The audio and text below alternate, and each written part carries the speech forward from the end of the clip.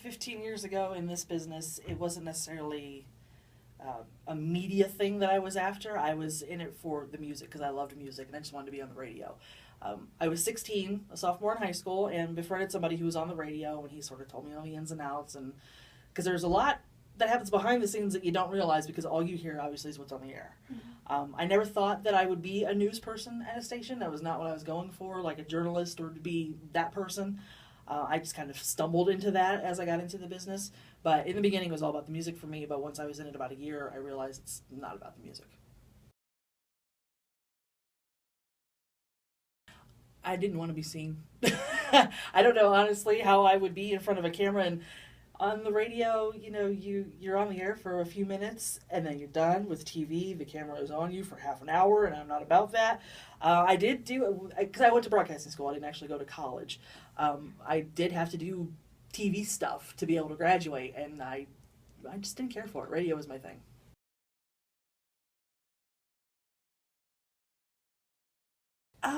My dad listened to MJI in Cleveland, which was the oldie station, and now I feel old because I listen to it and songs I grew up with.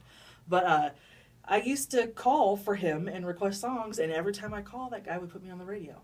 And that I think is what got me interested in it at first. And that was a real young age, probably like 10 or 11. And then when I met my friend who was in radio, that's how I really knew that's what I wanted.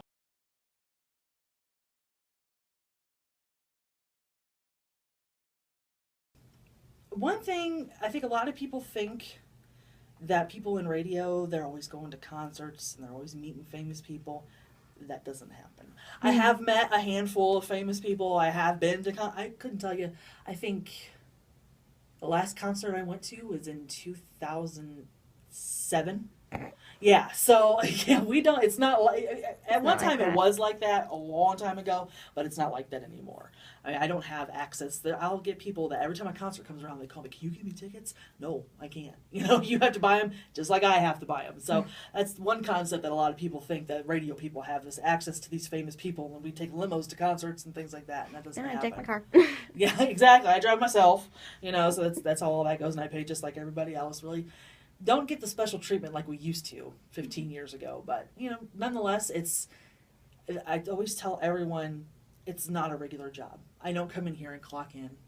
I leave when I'm done with my things, whether it's 11 o'clock in the morning or 2 in the afternoon, I can go. I don't get overtime because I'm salary, you know, so if I am here till 4 in the afternoon, I get paid for 8 hours and that's it. But it's unlike any other business, and not a lot of people can say that they wake up in the morning and look forward to going to work, and I do. I love what I do. Awesome. So what is your favorite? Forward to, it's easy for me because John, who's my morning show partner, he's a friend.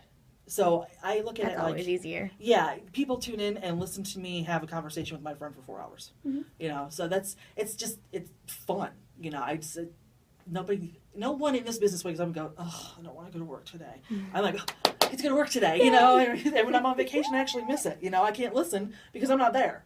Yeah. So, you know, it's like I said, it's not like a real job. And I've done the factory thing, and I've done the retail thing, and you know, I've been downsized out of stations before and lost my job and was devastated.